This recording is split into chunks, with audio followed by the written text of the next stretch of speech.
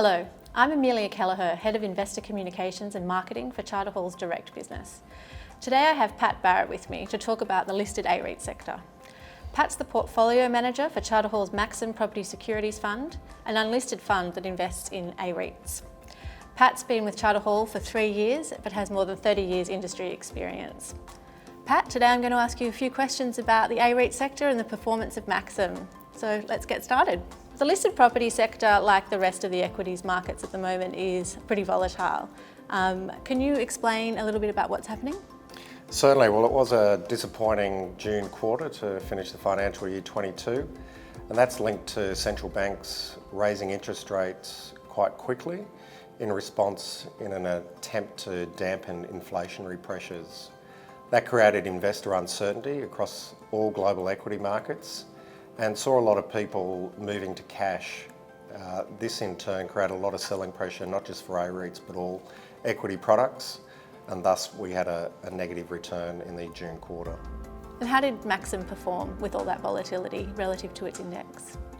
Well, the fund did underperform its benchmark during the June quarter, but it has fulfilled its objective of outperforming the benchmark by 1.5% per annum over 3 years. Part of the recent performance, we've been impacted by an underweight to malls. We're a little bit concerned about discretionary retail. We think with rising interest rates, the high cost of utilities, effectively every aspect of our lives, the costs are increasing, and so we think that'll impact discretionary spending towards the end of the year. So we're underweight the mall operators in our fund, but those actually performed a bit stronger than the sector in the past quarter. Just diving a little bit deeper into each of those sectors then, which ones do you favour for Maxim and why? Well, the great thing about AREITs is that you get exposure to a lot of different asset classes. It's not the traditional retail, office and industrial. We have exposure to service stations, childcare centres, seniors living operators as well. But in terms of our preference, we strongly favour industrial asset class. The vacancy rates globally are at record lows and rental growth is at record highs. And that's linked not only to the e-commerce thematic, but also we're onshoring a lot of inventory. Supply chain issues have meant that customers aren't receiving their goods on time, and so a lot of brands are importing and stockpiling goods, and that's great for industrial demand. And that's why we've seen double-digit rental growth, particularly along the eastern seaboard. Next asset class that we like is the non-discretionary retail. So that's your essential needs shopping. So that's where you go to do your grocery shopping each week and go to the chemist. Stocks include Charter Hall Retail, which is one of our managed stocks. So we like that thematic, and we think no matter the economic conditions, people still need to go to the shops each week. We also like quality office, and I mention the word quality because there is a bifurcation in the industry between prime and secondary grade stocks, and people, when they try and attract people to work, they want good amenities, great lighting, good locations. And so some of the end of trip facilities, for instance, when you get to work, if you commute or go for a run at lunchtime, some of the shower rooms, it's like being in a resort, and that's really enticing people to come back to the cities. And so that's why we've seen strong demand for quality office over secondary office. Within the fund as well, we also have an overweight to seniors living, and we like the ageing thematic, ageing population. So this is a business model whereby you sell your existing house.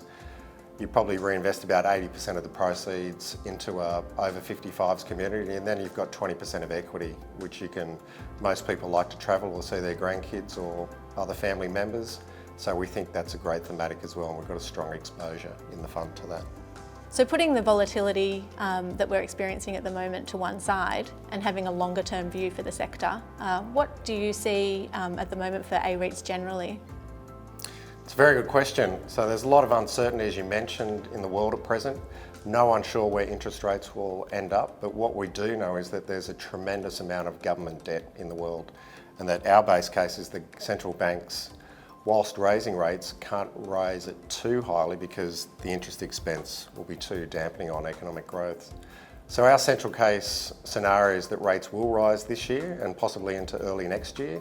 And then by the end of next year, 2023, we'll probably see rate cuts as well as economic growth slows.